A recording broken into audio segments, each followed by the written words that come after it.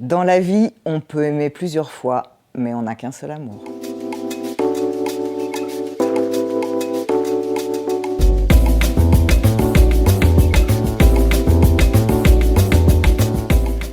Alors, rentrée littéraire, vous connaissez mon tropisme pour les rentrées littéraires, mais c'est vrai, encore une fois, cette rentrée littéraire d'hiver 2020, elle est pleine de pépites. Alors aujourd'hui, j'ai choisi de vous parler de Nos Rendez-vous, qui est un roman, qui est le dernier roman d'Eliette Abécassis, publié aux éditions Grasset.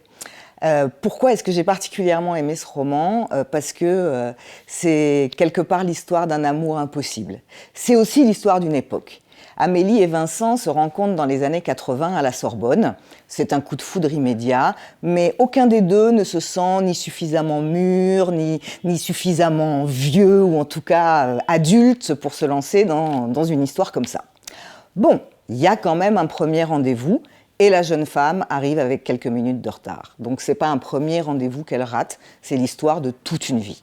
Alors après, dans ce roman, on va bien sûr découvrir les destins personnels et professionnels d'Amélie et de Vincent. On va les voir évoluer dans une vie pleine de rebondissements. Et puis, il y a toujours ce couloir, tous les 10, 20, 30 ans, ils se recroisent. Mais non, pas possible. Donc voilà, c'est remarquablement écrit, c'est même parfois par moments bouleversant, le rythme est excellent, la densité est parfaite, et c'est l'histoire de toute une vie où on aurait dû se rencontrer et finalement on n'y arrive pas, on ne se rencontre pas, ou on se croise, on se recroise, mais non.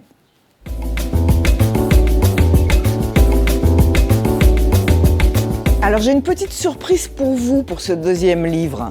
C'est un Isaac Bashevis Singer.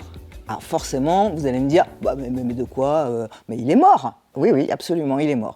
Il est né en 1904 en Pologne, il est décédé dans les années 90, il a eu le prix Nobel de littérature en 1978, on le connaît, c'est un immense romancier, il a écrit toutes sortes de choses plus passionnantes les unes que les autres. Alors comment c'est possible ? Eh bien, on avait déjà eu Keïla Larouge, que les éditions Stock avaient publié posthume.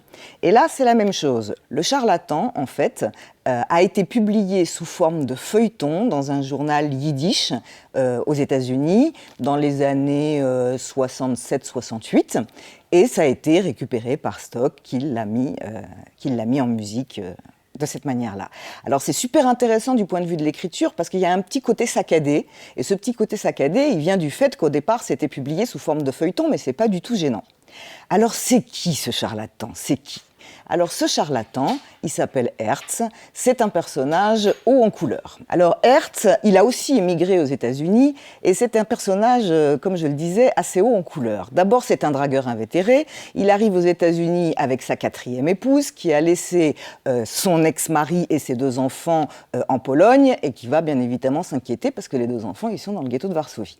Donc, il débarque chez son ami Maurice, il va vivre au crochet de son ami Maurice. Maurice est un magnat de l'immobilier et en fait, Maurice, lui aussi, est marié et on va bien s'amuser dans cette histoire parce que Hertz va avoir une aventure passionnée avec la femme de Maurice, au nez à la barbe des 2 autres. Bon.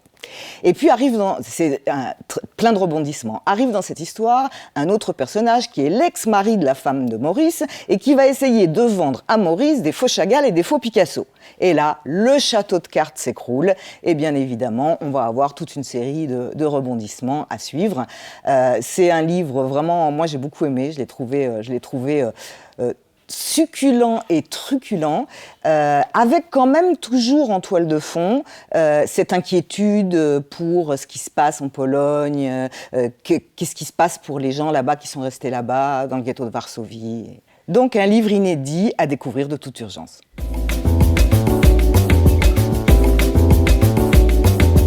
On vous attend, venez nous voir et en attendant, lisez des livres.